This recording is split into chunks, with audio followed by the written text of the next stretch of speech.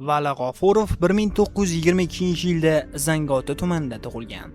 O'zining vafodor romani, So'nggi pushaymon, Botirga o'lim yo'q kabi qissalari, Shoxlardagi mezonlar kabi memuar va o'nlab ajoyib hikoyalar bilan tanilgan. Vali G'ofurovning hayoti oson kechmagan. U Toshkent davlat Dorulfunida tahsil olib, Samarqand maktablarida o'qituvchilik qildi. 19 yoshga yetar-yetmas Ikkinchi jahon urushi boshlanib, u frontga ketdi. Stalingrad ostonalarida mardlik, qahramonlik namunalarini ko'rsatdi. Navbatdagi razvedka vaqtida bir yo'li ikki ko'zdan ajraldi. Bir oyog'i nogiron bo'lib qoldi.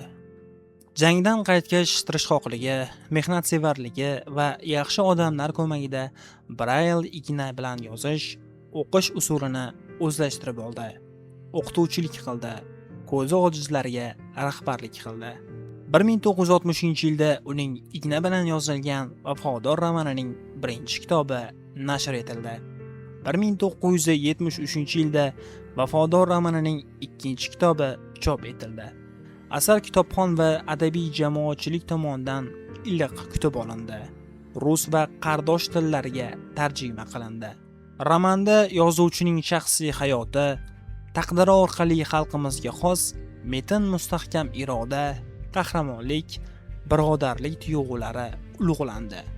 Vali G'ofurov o'z davrida davlat rahbari bo'lgan Sharof Rashidov bilan suhbatlashgan va Zangiota qishlog'iga birinchilardan bo'lib tabiiy gaz kirib kelishiga o'z hissasini qo'shgan inson. Vali G'ofurov 8 nafar farzandning otasi, katta ahil-inoq oilaning boshi bo'lib, ibratli hayot kechirgan. Bu igna bilan yozilgan romani va shu asarni yozishda ishlatgan ish qurollarini Ostrovskiy muzeyiga sovg'a qilgan. Bugungi kunda Vali akaning kitoblari hamda hayotiy va faoliyatiga oid eksponatlar Moskva va Volgograd shaharlaridagi jangovar muzeylarda, shuningdek Toshkentdagi O'zbekiston tarixi muzeyida ham saqlanmoqda. Vali G'ofurov SSSR Yozuvchilar uyushmasi a'zosi, Mehnat Qizil bayroq ordeni, O'zbekiston Respublikasida xizmat ko'rsatgan madaniyat xodimi unvoni sohibi bo'lgan.